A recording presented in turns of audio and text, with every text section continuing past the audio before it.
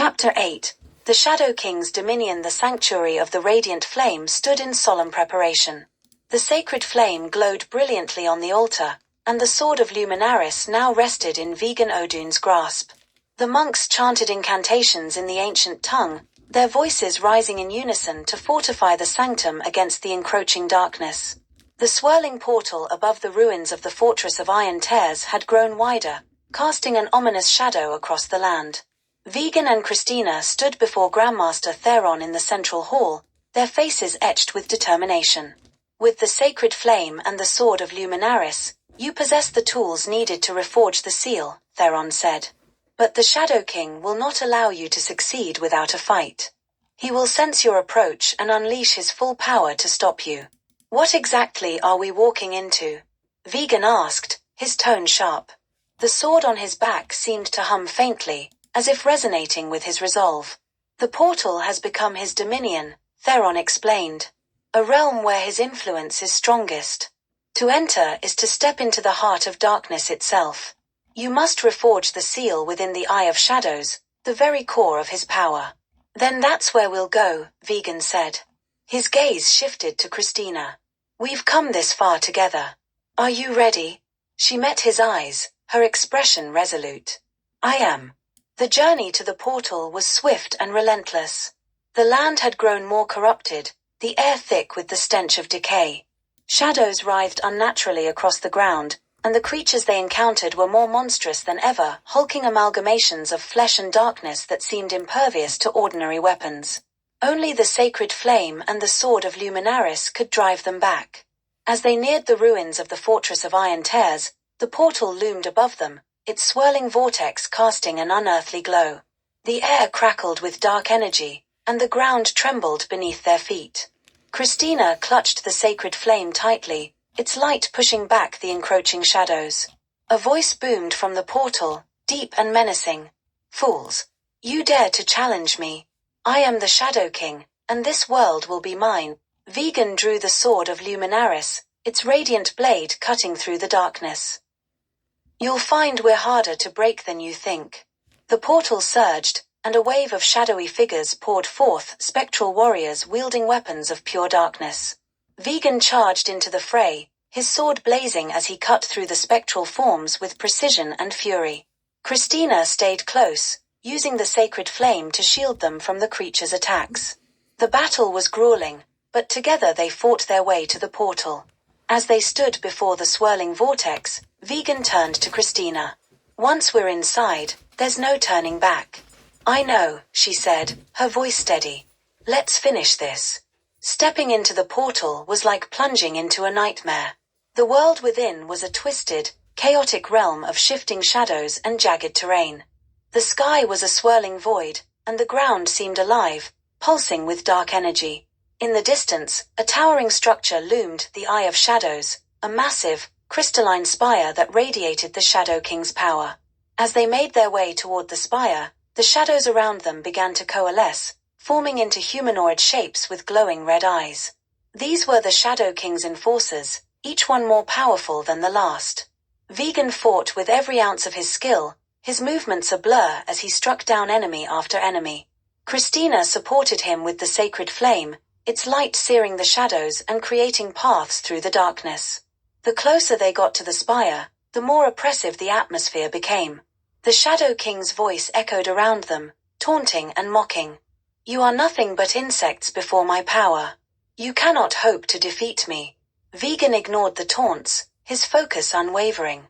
As they reached the base of the spire, the ground shook violently, and the Shadow King himself appeared, a towering figure of pure darkness, his form shifting and writhing like a living shadow. His eyes burned with malevolent light, and his voice was a thunderous roar.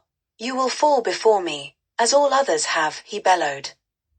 Vegan stepped forward, the sword of Luminaris gleaming in his hands. Not today. The battle with the Shadow King was unlike anything Vegan had ever faced. The creature moved with inhuman speed, his attacks a flurry of dark energy that threatened to overwhelm them.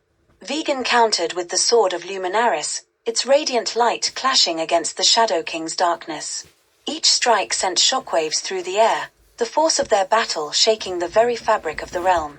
Christina, meanwhile, focused on reaching the spire.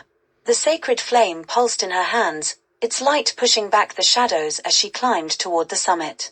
The Eye of Shadows awaited her, a swirling vortex of dark energy that seemed to pulse in time with the Shadow King's attacks. Christina!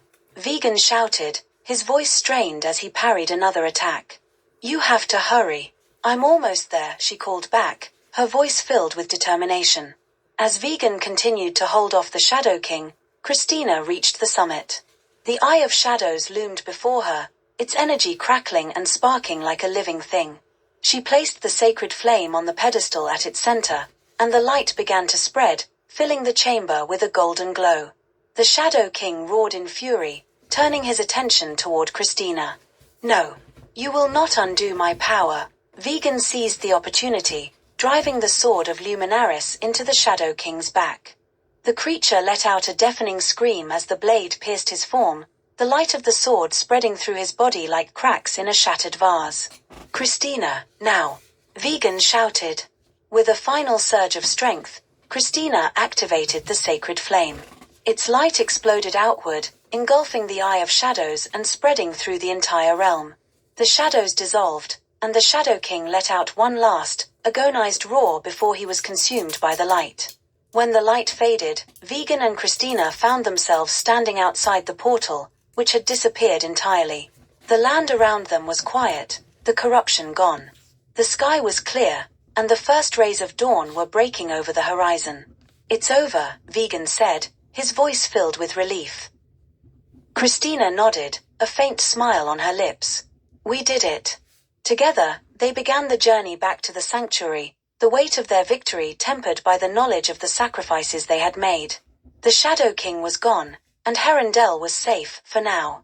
Chapter 9. Dawn in Herondel. The first light of dawn broke over the land of Herondel, bathing its rolling hills and towering mountains in a soft golden glow. The shadows that had plagued the kingdom were gone, their oppressive weight lifted. Birds sang once more, and the air carried a crisp freshness that spoke of renewal. Vegan Odun and Christina stood atop a ridge overlooking the heart of Herondel, the sanctuary of the radiant flame visible in the distance. Behind them, the ruins of the fortress of Iron Tears lay silent, now free from the Shadow King's corruption. The sword of Luminaris rested at Vegan's side, its blade still gleaming faintly in the light. It feels strange, Christina said, her voice quiet. After everything we've been through, it's finally over. Vegan turned to her, his expression thoughtful. The Shadow King is gone, but the scars he left behind will take time to heal. There's still work to be done. Christina nodded, her gaze sweeping across the landscape. But it's a new beginning. For Herondel, and for us. Back at the sanctuary, Grandmaster Theron and the monks welcomed them with open arms. The sacred flame had been returned to its rightful place, its light stronger than ever. The monks had already begun spreading word of the Shadow King's defeat, and people from across the kingdom were making their way to the sanctuary to give thanks. Theron approached Vegan and Christina, his face alight with gratitude. You have done what many thought impossible, he said, his voice filled with reverence. You have saved Herondel from darkness. It wasn't just us, Vegan said, glancing at Christina. We couldn't have done it without the sacred flame, the sword of Luminaris, or the courage of those who fought alongside us.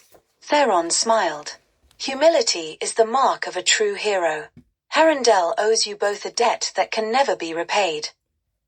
Christina stepped forward, her hand resting lightly on the sacred flame's pedestal. What will happen to the flame now? And the sword? The flame will remain here, as it always has, Theron said.